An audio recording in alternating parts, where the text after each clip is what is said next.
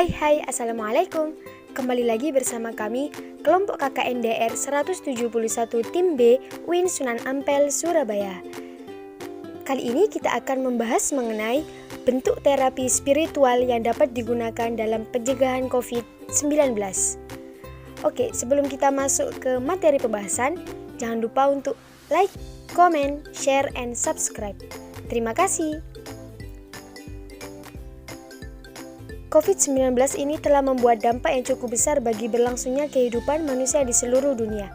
Dampak dari pandemi ini menyerang beberapa aspek, terutama pada aspek ekonomi, sosial, politik, kesehatan masyarakat yang meliputi fisik dan psikisnya. Berbagai terobosan hadir untuk sebagai pencegahan dilakukan pemerintah untuk memutus rantai penularan COVID-19. Di antaranya adalah dengan menghimbau masyarakat untuk melakukan jaga jarak, kerja di rumah, belajar di rumah, hingga beribadah juga dianjurkan untuk di rumah saja. Sehingga mengakibatkan masyarakat terkurung dan tidak dapat berkeliaran lagi. Yang hal itu memiliki dampak terhadap kesehatan psikis masyarakat, di mana mereka akan merasa tertekan akibat pembatasan sosial yang dilakukan oleh pemerintah dan dijalankan oleh seluruh dunia yang terdampak. Psikoterapi hadir menjadi salah satu terobosan yang dapat digunakan sebagai sarana pencegahan COVID-19 dengan rangkaian teknik penyembuhan, penanganan, dan perawatan masalah psikologis dengan menggunakan media terapi yang kerap digunakan untuk menangani kasus yang berhubungan dengan kesehatan kejiwaan, kesehatan mental, atau bisa digunakan untuk terapi pikiran. Seperti pada pendapat Gustav Jung yang dikutip dalam Nuansa-Nuansa Psikologi Islam, mengungkapkan bahwa psikoterapi dalam pengertiannya sendiri sebenarnya sudah melampaui asal-usul medisnya, yang tidak serta-merta hanya digunakan sebagai suatu metode perawatan atau penyembuhan pada orang sakit. Namun, saat ini psikoterapi juga digunakan untuk orang sehat dan mereka semua yang memiliki hak atas kesehatan psikis yang penderitanya dapat menyiksa kita semua. Oleh sebab itu, berdasarkan pendapat Jung tersebut, psikoterapi memiliki 3 fungsi pokok, yakni yang pertama adalah fungsi kuratif, yaitu sebagai media penyembuhan. Yang kedua yakni fungsi preventif, yaitu sebagai media pencegahan. Kemudian yang ketiga adalah fungsi konstruktif, yaitu digunakan sebagai media pemeliharaan pengembangan jiwa yang sehat. Berdasarkan 3 fungsi tersebut, maka diisyaratkan bahwa konsultasi kepada psikoterapis tidak hanya dilakukan ketika psikis seseorang sudah dalam keadaan sakit. Justru, alangkah lebih baik jika dilakukan pencegahan terlebih dahulu sebelum datangnya gejala atau gangguan psikis. Karena hal yang demikian dapat membangun kepribadian yang lebih baik dan sempurna. Sebagai bentuk pencegahan, teknik psikoterapi bisa dipadukan dengan spiritualitas keimanan yang berlaku dalam masyarakat. Karena, seperti yang kita tahu, masyarakat Indonesia mayoritas adalah umat beragama yang mana mereka selalu berkutat dengan kehidupan spiritual yang dibalut dengan rasa percaya kepada Tuhan Yang Maha Esa, yang kemudian disebut iman. Pada dasarnya, spiritualitas adalah hal-hal yang berkaitan dengan roh dan jiwa kita sendiri. Namun, dalam praktiknya, spiritualitas tidak hanya berbicara seputar hal yang berkaitan dengan roh dan jiwa saja, melainkan juga mencakup hal-hal yang tidak dapat dikenali oleh kelima indera fisik, yakni yang bersifat metafisik.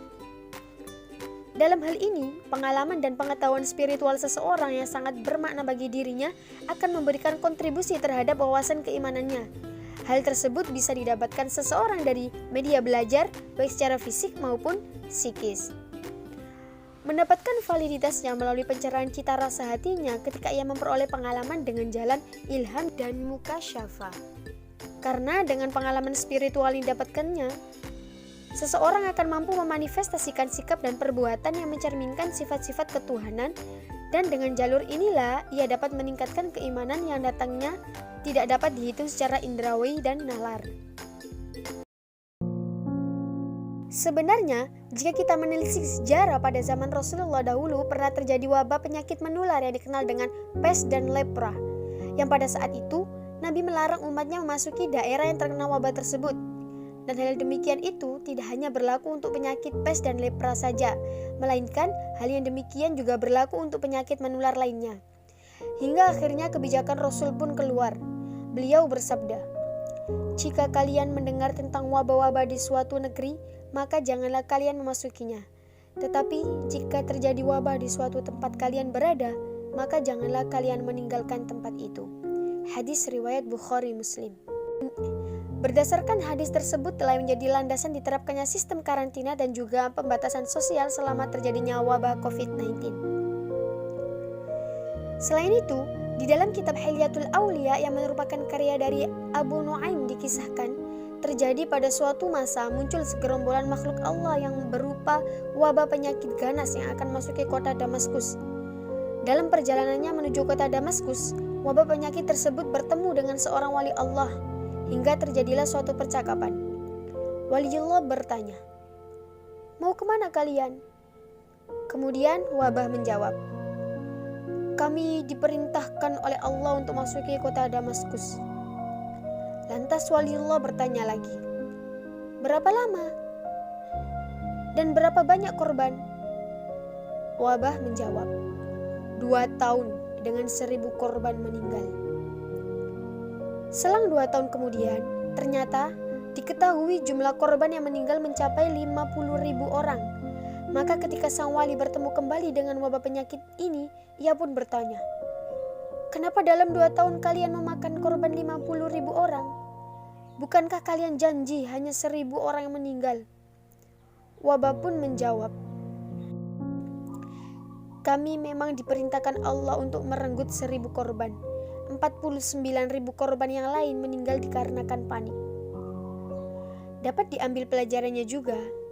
Karena itu, kepanikan justru melahirkan takdir baru yang sebelumnya belum disetting dalam qadanya. Berdasarkan kisah tersebut, ibrah yang dapat kita ambil adalah tidak perlu terlalu panik dalam menghadapi terjadinya wabah pandemi COVID-19 ini, karena pada dasarnya Allah sudah menetapkan takdir masing-masing makhluknya. Yang bisa kita lakukan adalah tetap tenang dan patuhi anjuran-anjuran yang sudah ditetapkan oleh pemerintah. Selain itu, kita bisa melakukan terapi untuk mengurangi rasa cemas serta berusaha untuk meningkatkan sistem kekebalan yang terdapat pada diri kita. Di antara cara yang bisa kita lakukan adalah sebagai berikut. Yang pertama adalah mandi taubat. Langkah ini merupakan salah satu metode yang bisa digunakan sebagai proses pencegahan dan pengobatan bagi gangguan kesehatan mental. Salah satunya adalah gangguan kecemasan. Selain mampu menghilangkan segala penyakit fisik maupun psikis, mandi taubat juga dapat menggugurkan dosa-dosa. Waktu yang baik untuk melakukan mandi taubat adalah awal pagi atau sebelum subuh. Kemudian yang kedua adalah sholat taubat, yakni salah satu proses psikoterapi yang berlandaskan Al-Quran dan As-Sunnah guna untuk memohon ampun kepada Allah atas dosa yang pernah dilakukan dan berjanji tidak akan mengulanginya lagi. Terapi sholat taubat ini dapat mempengaruhi efek psikofisiologis seseorang, serta dapat membuat seseorang mampu mengendalikan diri. Selain itu, terapi ini mempunyai pengaruh kuat sebagai media penenang hati terhadap gangguan kecemasan. Dan waktu pelaksanaan sholat taubat dianjurkan dilakukan pada 1/3 malam. Karena jika dikerjakan pada waktu tersebut, terdapat beberapa kelebihan, diantaranya akan memperoleh kekhusyukan, sehingga akan lebih tenang untuk memohon ampun kepada Allah Subhanahu wa Ta'ala. Yang ketiga adalah zikir, suatu kegiatan yang bertujuan untuk mengingat Allah Subhanahu wa Ta'ala dalam segala hal dan situasi, baik ketika senang maupun susah. Karena dengan mengingat Allah lah seseorang akan mendapatkan ketenangan serta ketentraman jiwa. Dalam sebuah kajian dijelaskan bahwa berzikir dapat dijadikan sebuah alternatif pengobatan bagi penderita kecemasan. Terapi jenis ini juga merupakan sebagai obat hati bagi segala jenis penyakit dan dipercaya dapat menurunkan gangguan kecemasan, bahkan pada pasien pasca operasi juga mengurangi stres. Yang keempat adalah bersabar. Mungkin ini juga salah satu terapi yang selalu diungkapkan kepada seseorang yang menderita sakit atau gangguan kecemasan dan stres. Hingga suatu ketika Aisyah radhiyallahu an pernah bertanya kepada Nabi SAW mengenai wabah penyakit. Yang kisah ini diceritakan dalam hadis riwayat Imam Bukhari. Rasulullah SAW bersabda, "Wabah penyakit itu adalah orang-orang yang Dia kehendaki.